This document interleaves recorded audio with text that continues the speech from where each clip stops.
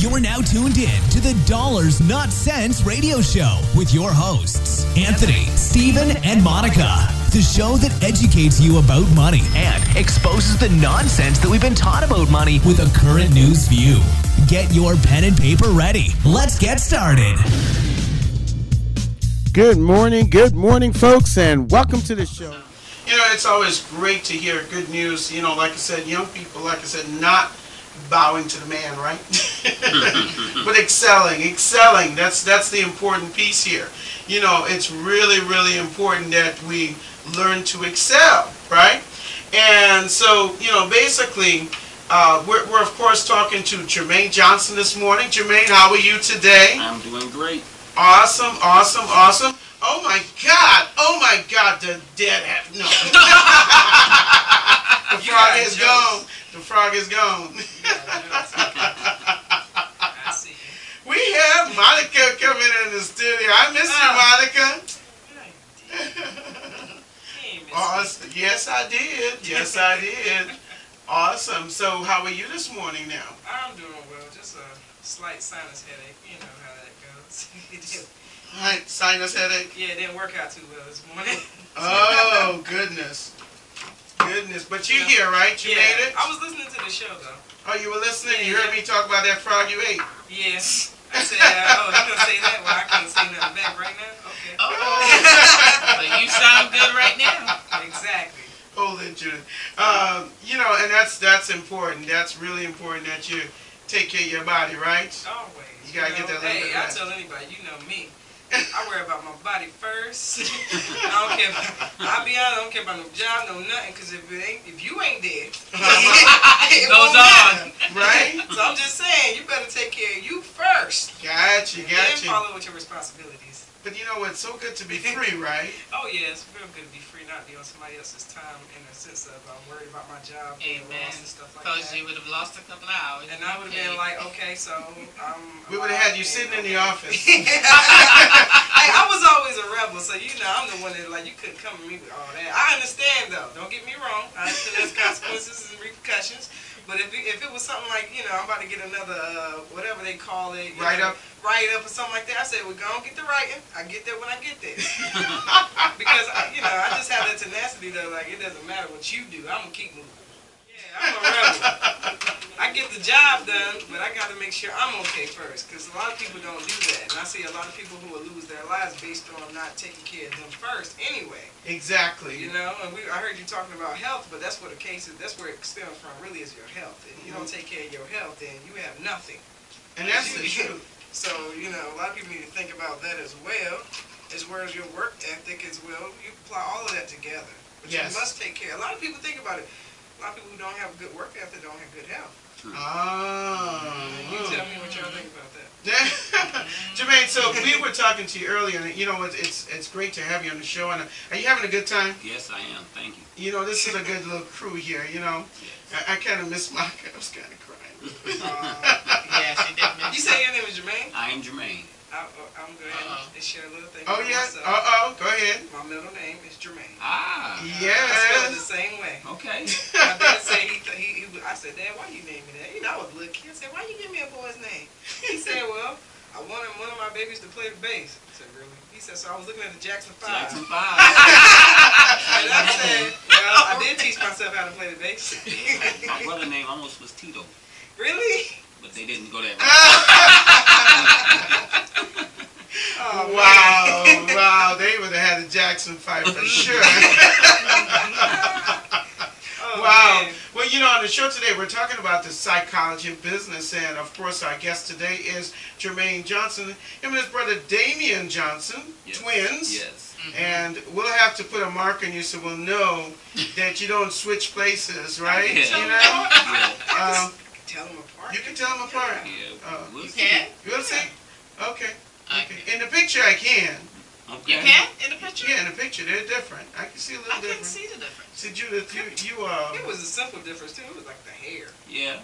He had little spikes on, little twists on the top. But what if they But put what if their they hair change his together? hair, Exactly. Monica? What if they I'm looking at Well, the I facial you know what? structure. I ain't the best in the world, but I'm just saying what I had to learn early. I grew up with twins, and people in my school and stuff that was identical. You better learn something about them, 'cause one will get mad.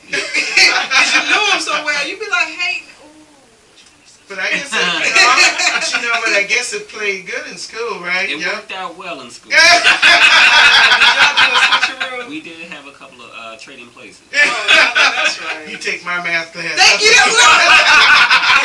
Exactly. Good in math. Right. Go past this EOG. I love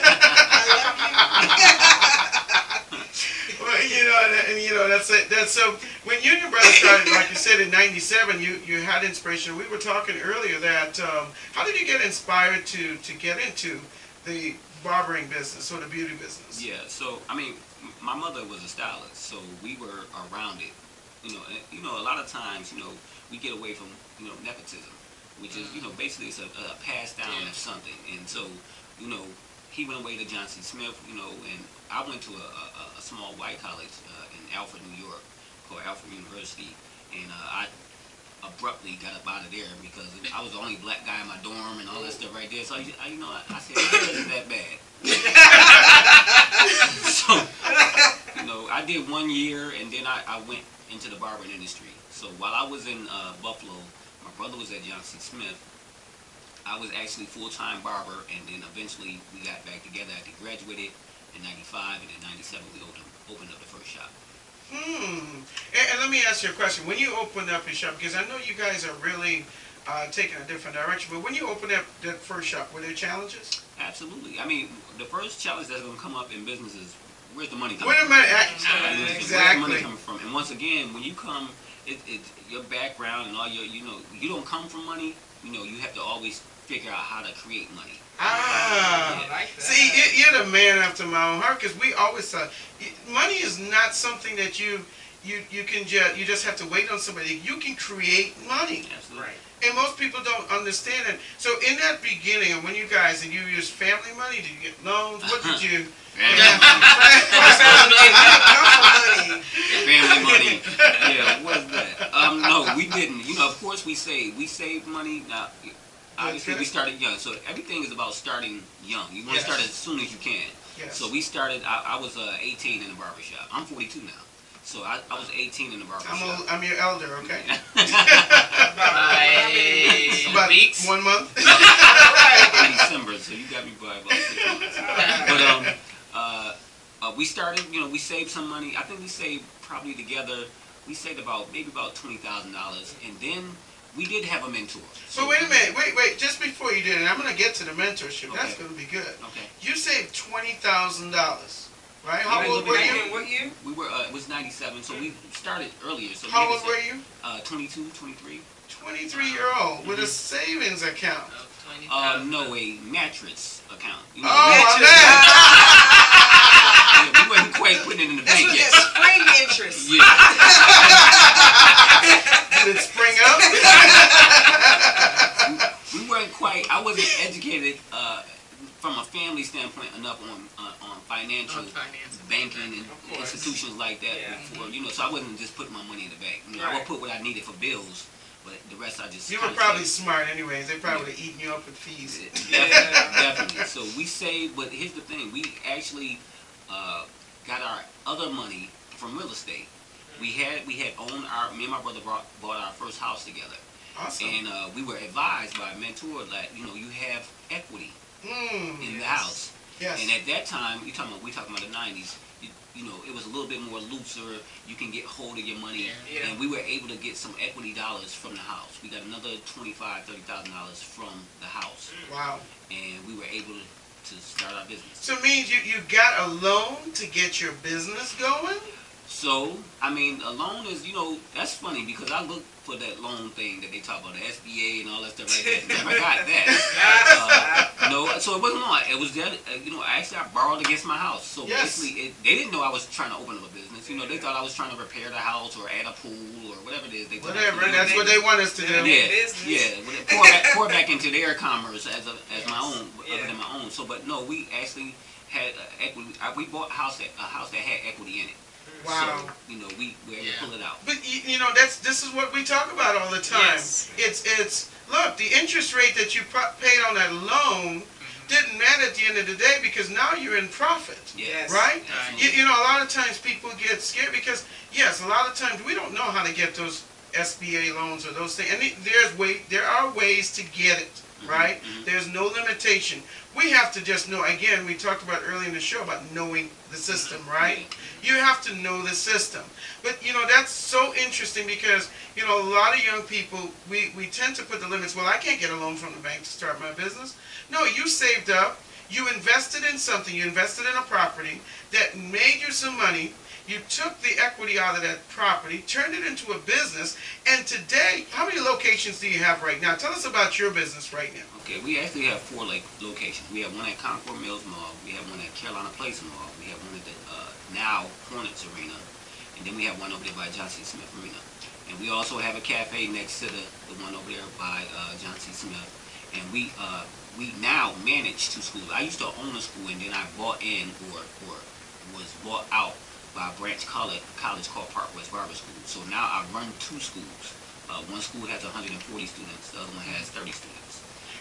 One of the things I like about the barber industry, it really gives an open door for a lot of young people. And Absolutely. do you see that? Absolutely. Of diverse backgrounds. Of diverse backgrounds. Absolutely.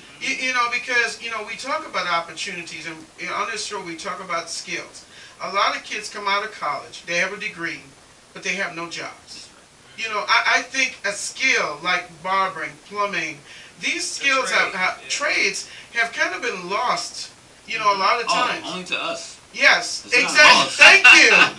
That's funny you said that, though, because the thing is, I was just speaking with, someone about trades and college. I said back when I was growing up, I remember it really was an option to go to college. Vocation.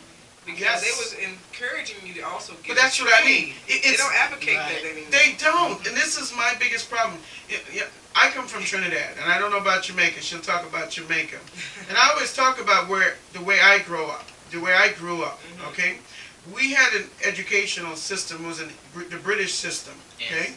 And by the time we reached Form 5, which is like almost college level here, we had to take a college entry. Actually, no, it was actually before that. We actually had what is called a college entrance test, right?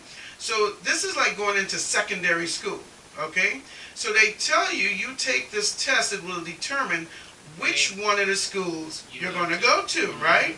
Now, you had 4 choices. You had 3 college choices, or 3 top schools you had to pick from, and 1 vocational school you had to choose as your 4th choice.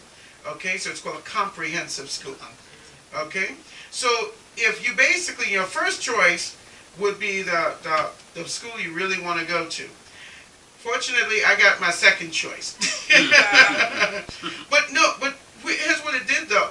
Those who weren't academically inclined went to the comprehensive school where they learned trades, where they actually learned sewing, they learned plumbing, they learned, these are trades, again, in our school systems that are gone. I remember going to the school, I went to Inkster School in Michigan, and I asked them for geography. Geography's gone. They were canceling, the only class they had left when I got there was auto shop, auto body. That was the only class that they really had. Their art, but plumbing and those things didn't exist in the school. So I'm thinking, how are the kids who are not performing, what are they going to do? Go to do auto body? Is that the biggest thing?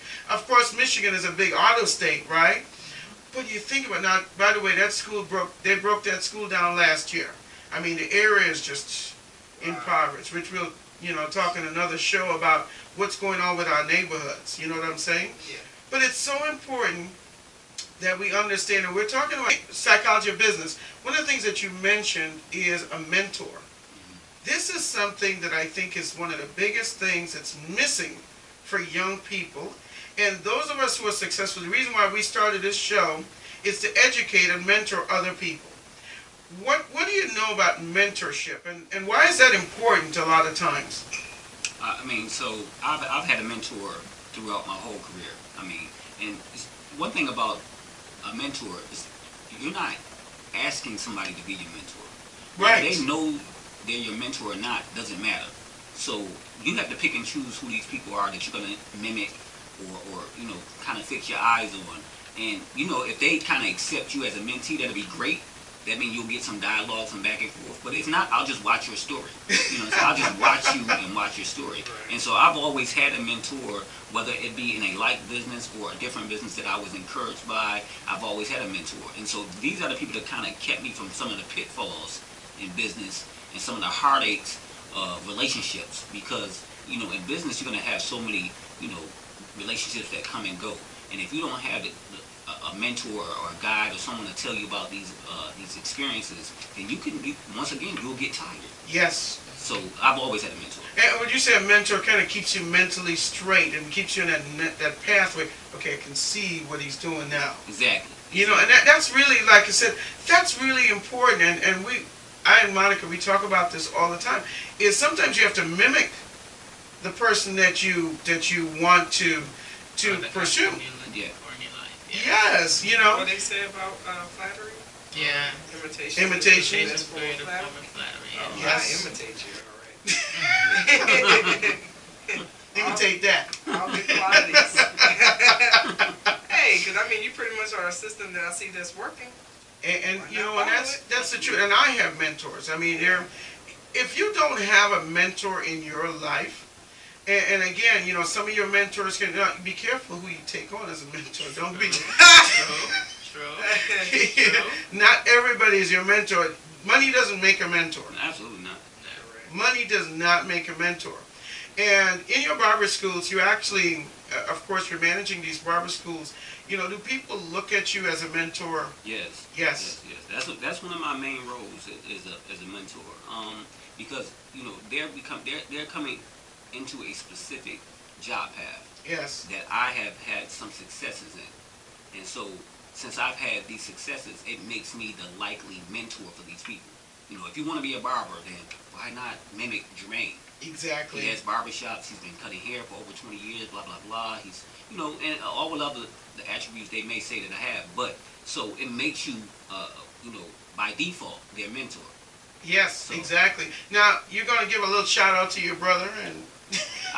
No, he don't need it. Right? He's going to be on tomorrow, folks. You want to tune in for tomorrow's show because we're going to have Damien. We're going to get the other side of this story. Oh, yeah. I don't think you're telling us the whole story. No, I never do. I have to keep some in the reservoir. So tell us what's on your future pathway. What's going on with you? And then we'll close out. But just tell us a little bit about your future. Yeah, ultimately, there's no retirement in business. One thing about, when you say you want to be an entrepreneur, there's one word that you want to remember: inconvenient.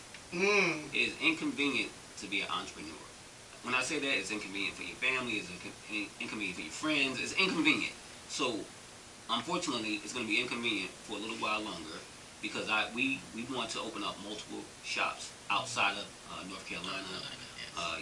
We're trying a new horizon of opening up a cafe and all that stuff right there because business is business. At the end of the day, once you learn concepts and structures and different things it's just business. So now, one of my main things is really just, being an example for those behind me. Yes. Because in order for me to get to the next place, I got to build up these people behind me. Yes, and that is such the truth. One of the things you talked about and we talked about earlier in the show is leaving an inheritance for the next generation. You of course have a son, and one of the things that we here on the show is we teach people there is retirement. Hey, trust me, there is retirement. Yes. We do retirement. We actually, part of our job here is financial training, is really helping everyone understand that there is a retirement, there is a way to financially plan your future. And I presume that you guys are really doing some things that in your business to make sure that they're taken care of. You guys have insurance policies, right? Of course, when you're married. Oh, that's she's always looking for your death day, so I definitely have insurance. See, you're gonna scare all those families out there that want to get this thing. Oh, my wife is plotting out. What's in that drink, honey? But here's a thought on that, because death in our culture, especially when I say our, I always, because I see things in black, white. I'm not the type to see stuff gray yet. So, yes. And our black people do not see, dying in a mature way. Correct. And because you see it immaturely, you can't see insurance policies. You can't see yourself being that person who, when you die, you leave your family stuff. Thank you. Because you're immature, but you're gonna die. Yes. You know what I'm saying? It's gonna happen. It's the truth. Yep. Did you know that you can put, I think it's the limits now up to $5 million into a policy that you can leave? In fact, tax-free to your next generation. Wow. Did you know that, Jermaine? No, I wasn't. See, this is a thing in the past that most people don't understand. Rich people used to dump millions of dollars into insurance policies because they know it's safe and they know they can pass it on tax-free. And so that's one of the biggest things that I think most people didn't realize and most people don't know today. And that's the reason why we do this show, because we want to educate them that there is another way. Because here's the problem with leaving a business or leaving anything of that sense. You leave stocks or whatever it is, it's great. You leave property. But what happens to most of that stuff? Oh, yeah, it loses value. It loses value over time, right? Yes.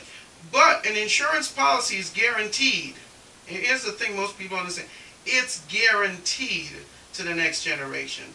So again, folks, we want to thank you for joining us this morning. We went a little bit over because we wanted to basically get the word out that, these guys are doing some awesome stuff, and we want to follow them. Actually, I'd love to visit your shop and probably even do a show out your shop. Please. Definitely, and out your school. So, you have a website for your school so folks can... Yeah, so the school is Park West at edu.com. Okay. parkwest.edu.com. Yes, and then there's nogrease.com. Nogrease.com, definitely. So we'll definitely visit you. Folks, we want to thank you. Of course, we'll have a link on our website, www.dollarsnotcents.com. You would also visit us on Twitter and on Facebook. And folks, thank you for joining us today. Have a great and wonderful day.